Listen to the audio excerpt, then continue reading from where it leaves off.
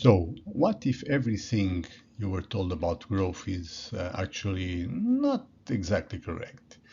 You've been told that GDP goes up and everything is okay. Maybe not so much because sometimes GDP goes up and innovation stalls. Sometimes budgets r- rise but transitions lag. That may not be growth. That may be just noise. So in this episode, we'll unpack why GDP is a flawed compass and why degrowth is a dead end, and how the real economy moves through five major transitions: green, digital, war economy, new globalization, and housing. If you work in research or innovation, this is what will decide future innovation calls in Horizon Europe and other elsewhere. Who burns months writing proposals, who go nowhere, and who wins the new proposals? So, in this episode, you'll also meet Antonio Serrador. He's a veteran of 25 years in EU projects. He says the hardest part isn't funding, it's working together. He's seen how bureaucracy kills innovation and how private sector partnerships deliver faster, sharper impact. He will also explore why he believes dissemination is survival for any project that wants real results. So finally, we'll dive into a live funding opportunity that are arising why they are called the European Excellence Initiative. We're talking about 80 million for alliances ready to prove they can raise excellence, not just paperwork, like Antonio said. So if you're in a widening country, this call can change your research trajectory dramatically. So stay with me because after this, you'll never see growth the same way again. And don't forget to subscribe the channel, subscribe, like, share, and pre-register for the book Transition Science in the Economy next month. You'll find the links in the notes. I hope you enjoyed the episode.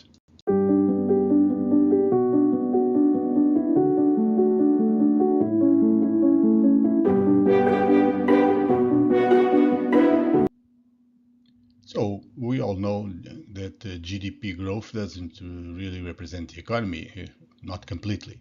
It's kind of a temperature reading, not the patient's health. Every politician will scream growth up and growth down, but in fact, in reality, GDP can rise while your country is falling behind in technology, green capacity, housing, whatever. Because GDP measures transactions, not direction. So then came the idea of degrowth, and an idea that says stop growing to save the planet. Now, this is a nice slogan, don't get me wrong, I love good slogans, but it's terrible economics. I mean, it's hard to decarbonize, it's hard to innovate, it's hard to defend democracy while shrinking your productive base. So, what's missing here? The real question isn't how fast we are growing. The real question is where are we going to? Where are we transitioning to? How far have we gone in that direction and how fast are we going? Because prosperity today depends on five structural transitions. Green, how cleanly we produce. Digital, how intelligently we connect. New globalization, how resiliently we trade, war economy, how securely we mobilize, and housing, how affordably we live. So this is relevant for research and innovation. For researchers, for innovators, this changes everything. Your funding proposal, your tech roadmap, your impact KPIs, they all depend on which transition you are accelerating. Because EU projects don't just change GDP anymore. They target resilience, they target autonomy, they target inclusion across all these five fronts. The AWQI index I built tracks over 150,000 data points across 181 countries. along the years 1990 to 2024. So a whole lot of data, a whole lot of work. And it shows why nations with moderate GDP but strong transition scores like Finland or Estonia can outperform larger economies in innovation output, in sustainability returns, anything. So if you're measuring progress by GDP, you're missing four-fifths of the story. If you're chasing degrowth, you're missing the point entirely. The real economy isn't shrinking or expanding, it's actually transforming, transitioning. This is what my new book is all about, Transition Science in the Economy. It will launch next month, 15th of November. And inside you'll see how to use these five transition lens to design stronger proposals, better investments, smarter policies. So I'll be running an event on that day. Register now. You'll see the link in the notes. Register now and start measuring what really matters, because growth is not enough. Direction is needed. You need to know where you're growing to. See you there. So, welcome back to InnovEU, the EU Project Chronicles. This is your podcast about research, innovation, and EU-funded projects. And I want to welcome António Serrador to the podcast. Welcome, António. Thank you for being here. How are you today? I'm fine, and you? I had better days, I have to admit. A bit sick. Well, it will be a short period thing, I hope. So, please, Antonio, let's forget about my cold and talk a little bit about your experience in innovation, in research. So, you're with the Polytechnic University of Lisbon, like me, but you work in the engineering school.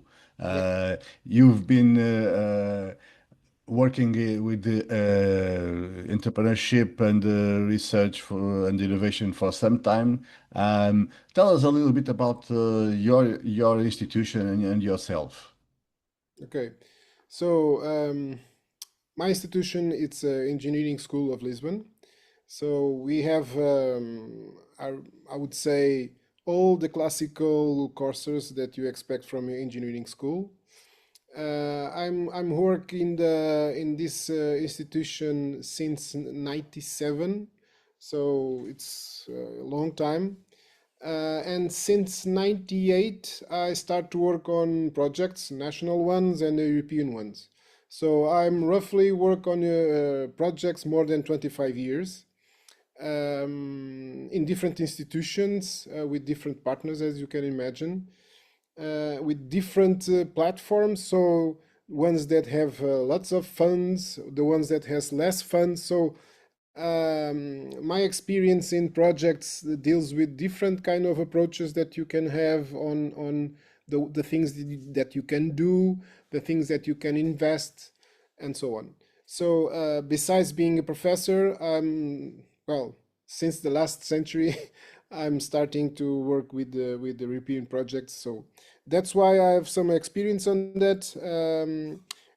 And from my personal perspective, European projects have one major problem, which is when you start a consortium, usually people are working alone, meaning that it's very hard to have a cooperation work, a real one.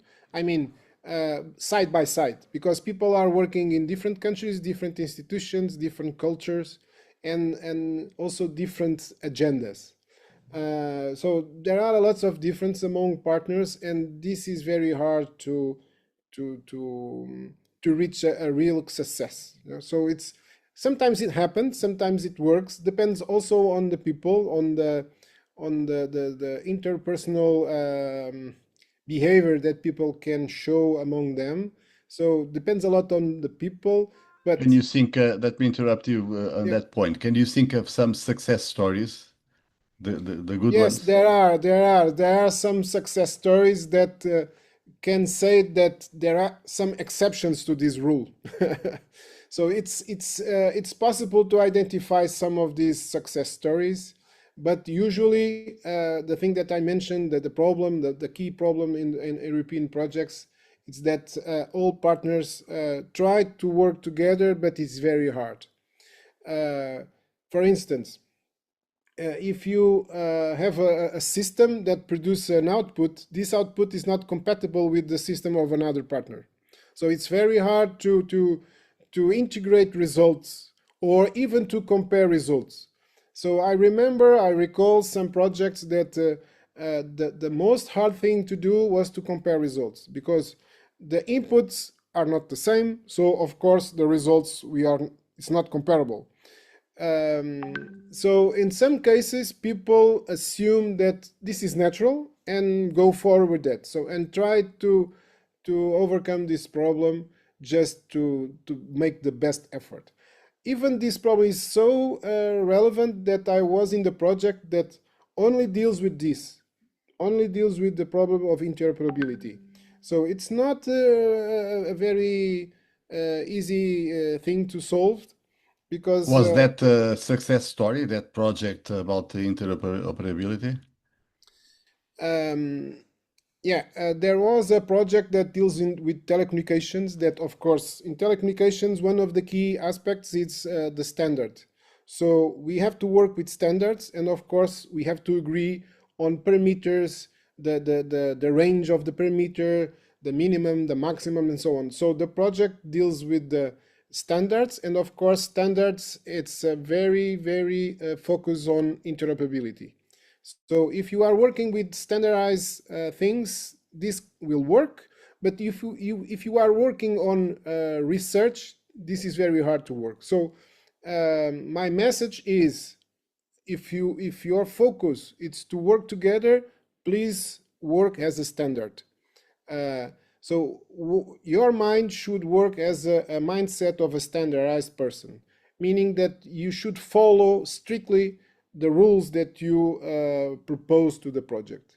Otherwise, people push different ways, different directions, and it's very hard to put all things together. In a way, what you're saying questions one of the principles of EU-funded projects, the idea that you need partnerships of different member states to apply for almost every call. Do you think that some projects would have better results if done by individual institutions, sorry, not by partnership, by Oh, consortium? I understand. I understand. Yeah, that's the nice question. Um, well, I would say that working with different partners, it's another level because you are pushed to work together, and sometimes one partner is more developed than other. So you can push other partners to your level. So you teach partners that are less developed on a given topic. If you are working alone, it's very you don't gain this diversity. So your system, your bioecology around it's much more poor because you are working alone. So it's business as usual. But if you are working together, real working together, you learn something with others. Everyone learns something with others. At least the culture is learned. One of the good things working in European projects is that you learn how other countries may work, and you try to match the culture of the working process. So it's a learning process all the time, but I think in the end, if you work with others, it's better than work alone. In some cases, if it is a very simple job, of course, if you are working alone and you are self-motivated person, you can work alone. But generally speaking, I would say that working together is better than working alone. Let me ask you another question. After these years of experience with all these projects you run, do you think your students stood to gain from those from those projects and from your experience, do you think it's important for universities to run these projects? Does that benefit students? Yeah, for sure. My answer is yes. So having this experience that I mentioned before, knowing the cultures, knowing some details of different institutions, I mean the background of the institutions, why they are like that, the politician behind the different things. So it's good to know all these details that are not written in books, and you can propagate this knowledge to students. You can, let me say, have some stories to tell to students, because you know some details, you know what the reason behind this and that. So you can explain to students why is this, why the American behave like that, why the Chinese behave like that. So you can tell stories that are not written in books. So for students, it's great to have a professor. I would say, sorry to say that, but it's great for students to have professors that have a lot of experience to share with them. And do you think that projects should have a larger effort on communication and in this kind of bringing students, bringing stakeholders to the projects? Yeah. Yeah. As I mentioned, so dissemination, it's a key point in all projects. If you don't disseminate, so you are in an island, so it doesn't work. So you need to have effective ways to disseminate your work. You can use nowadays social media, because social media reach many persons, so it's very easy to disseminate. Um, so, but the key thing here is to address the right public. If your public is students, so you need to find the right tool, the right media to reach students, because usually students have a different layer of the social media. If you are a business, you need to go for some forums to disseminate your project. If you are academic, you need to have a broad sense to disseminate your work to your fellow colleagues or to your students. So it depends on the type of result, and depends on the public that you are trying to target. So you should use different ways to communicate depending on your public.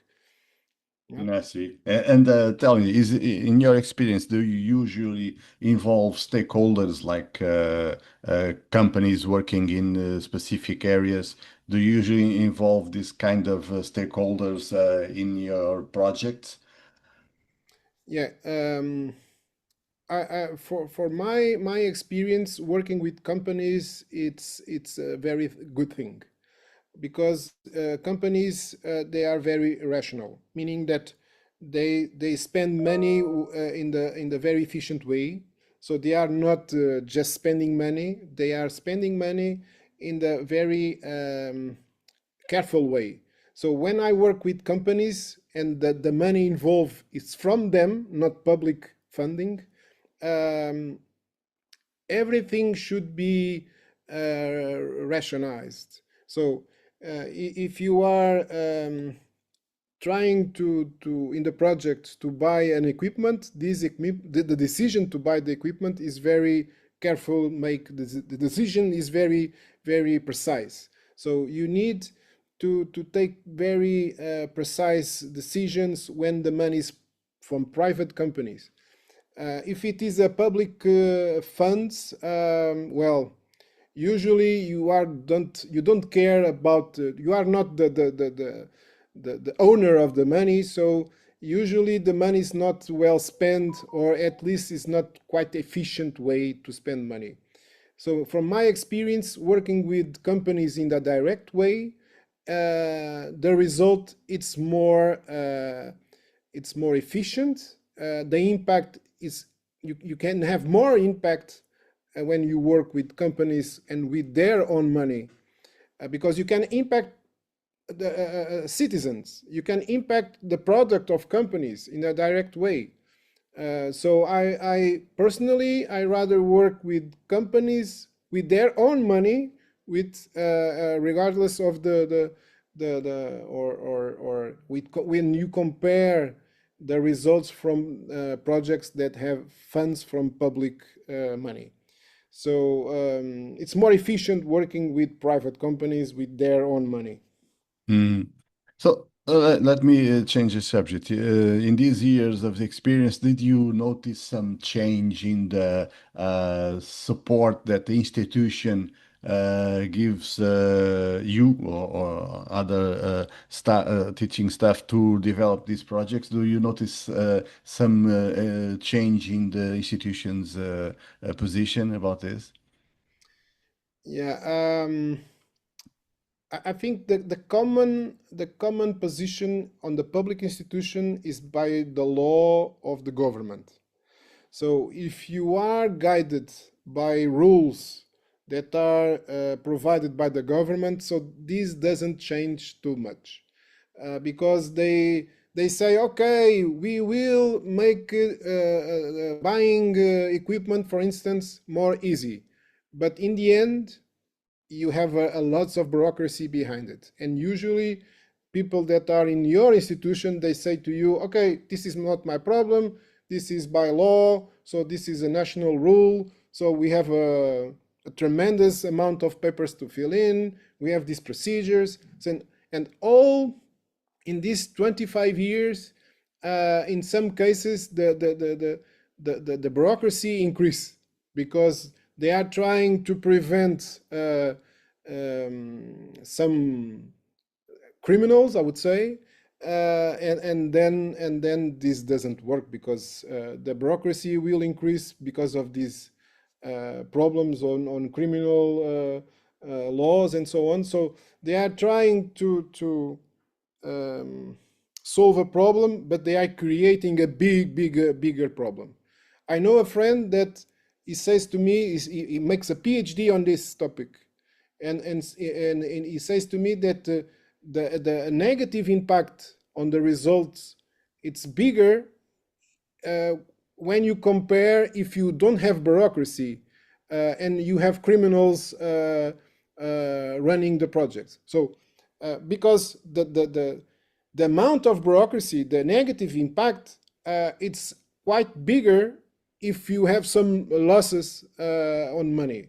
So, for instance, a municipality doesn't launch projects, construction projects, for instance, because they are afraid of bureaucracy. So, the development of a municipality has a negative impact because of bureaucracy. So if you don't have this bureaucracy fighting criminals, people will launch more projects, and the municipality will develop more. So it's a very funny story, because uh, bureaucracy has tried to fight criminals, but in fact it fight against ourselves, because the development is in jeopardy because of this. Yeah. So in the end, You, I would say that less bureaucracy can accommodate a margin for criminals. Yeah. I see your point. It's not a very optimistic one, but No, okay. no, no, no. So it doesn't change in these 25 years. Nothing changed for better. So the bureaucracy always increasing. The number of signatures that you need to buy some equipments is always very high. Number of persons involved in these procedures. So it's not a motivating thing. This bureaucracy behind projects. Well, that leads me to the next question. How do you see the future of your institution, your involvement in research, innovation, EU-funded projects? What are your views for the future and your Okay. plans? Okay. So based on this idea of bureaucracy, usually universities are the ones that make research and needs to have some procedures to spend money to invest in projects. So universities try to overcome this problem, creating foundations and creating associations that has a private law behind. So I think the future, unfortunately, it's that universities and public institutions need to find ways, as a private institutions have, the freedom to buy equipments, the freedom to hire personnel, and the freedom to make decisions. So in the private world, it's very easy to make decisions and to go forward. But in public, as I mentioned before, the bureaucracy is tremendous. So I think the future, in the short term, it's to have these private associations that universities can have inside them, in order to have this private law and private procedures, which is very, very fast to solve and has a positive impact. But in the long term, if Europe aims to be again a competitive continent in the world, we need to reduce bureaucracy a lot. So I think the politicians should make different laws for the ones that are making research and development, and for the ones that are trying to build a better world. Because it's not in the universities that you'll find some frauds or some people that are criminals or whatever. So why put always in everyone the pain of the fraud? Yeah, that's I think the major problem. So we need to develop Europe. We need to put again Europe in the podium of innovation, because we are now behind China, we are behind United States concerning innovation. Yeah. So if you need to go forward, you need to reduce a lot of this bureaucracy. I'm not just saying that we need more funds to be more innovative. We need to reduce a lot of these public procedures and so on. So Well, this, this I is think, the right time to say that, because yeah, a new framework, research framework, is under preparation. The 2028 onwards, there will be a new framework, and it's already being prepared. So that's the occasion for having new rules and having some mhm, cut in the bureaucracy, or I like to call it some smart bureaucracy. Some things that you shouldn't need to be proving, because it's already in the system, and they're not always using the information they have on our activity. So they make us duplicate and sometimes triplicate the input of that information. So I hope they will listen to you. I hope yeah, this new framework will be somehow different.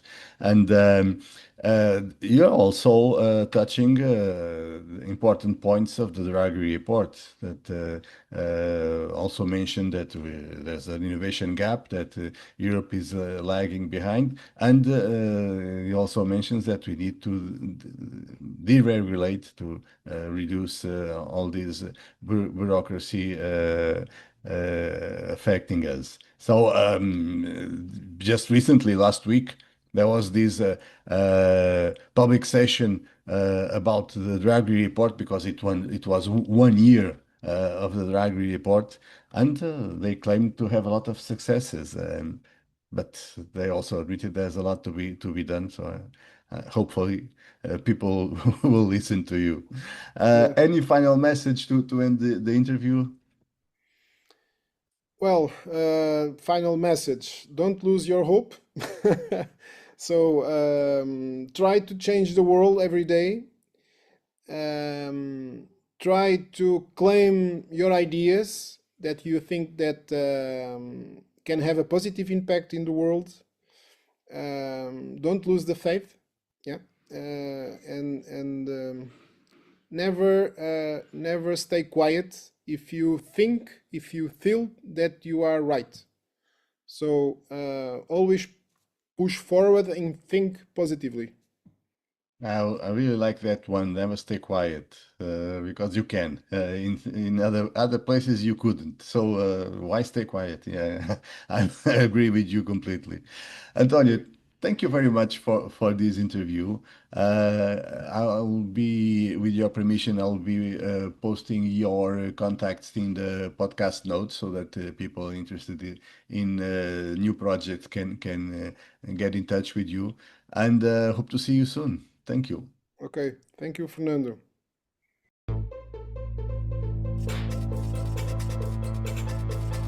This call can fund your university alliance with 2 teak and 5 mil tools, but only if you set it up right. Let me show you how to make it count. This is part of Horizon Europe's push to improve access to excellence, lifting research performance in and with widening countries, with a center of gravity in those regions. Think fewer gaps across Europe, stronger alliances, and faster diffusion of excellence.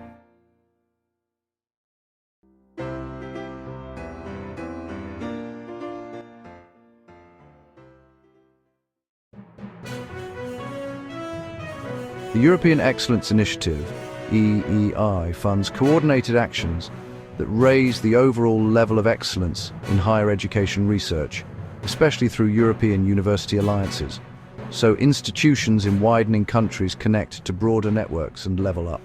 Expected impact: higher success in Horizon Europe, stronger R&I capacity, and more inclusive consortia.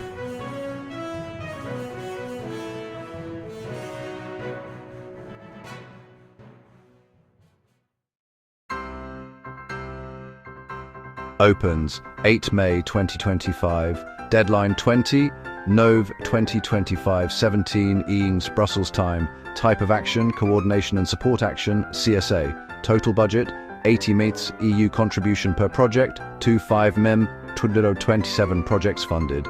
For details, check the Funding and Tenders portal.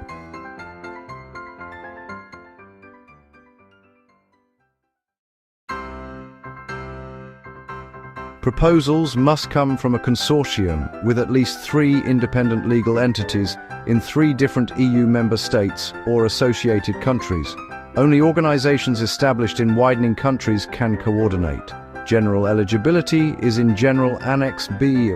Tip: in ex aequo ties, proposals are prioritized to spread coordinators across widening countries. Design your consortium with that in mind. Your proposal should credibly lead to raised research excellence in higher education entities in and around widening countries, higher Horizon Europe participation success, stronger, more inclusive innovation ecosystems and better SME startup opportunities, improved international outreach and regional actor involvement, make each outcome traceable to concrete work packages and KPIs. Lead where you're allowed. If you're in a widening country, coordinate and anchor your alliance locally while pulling in top-tier partners for mentoring and joint labs. This improves excellence KPIs and your Horizon participation odds. Align with European university alliances, show how your alliance accelerates research excellence and connects education, research, innovation missions. Map tasks to measurable excellence lifts, publications quality, advanced infrastructures access, joint PhD tracks. Design for evaluator logic, tie each activity to a specific impact pathway, capacity, results, outcomes. Use a simple from-to table to show the delta in excellence after 36 months. Award criteria in Annex D, procedures in Annex F. De-risk ties. Since ex aequo prioritizes geographic diversity of widening coordinators, scan the landscape and avoid identical coordinator country patterns seen higher in past rankings. Diversify regional strengths. Budget smart. Aim 2 of 5 MIPIDs only if justified by scale. Show co-funding and sustainability plans to keep results alive post-grant. Consortium. Mid-task 3 legal entities in 3 different MSAC. Coordinator. Must be from a widening country. Type CSA. Check. General Annex B for full conditions. For more details, visit the Funding and Tenders portal. If this fits your alliance, start partner mapping now and work backwards from the 20 Nov 2025 deadline. Want my checklist for fast alignment? Ping me and read the show notes for links.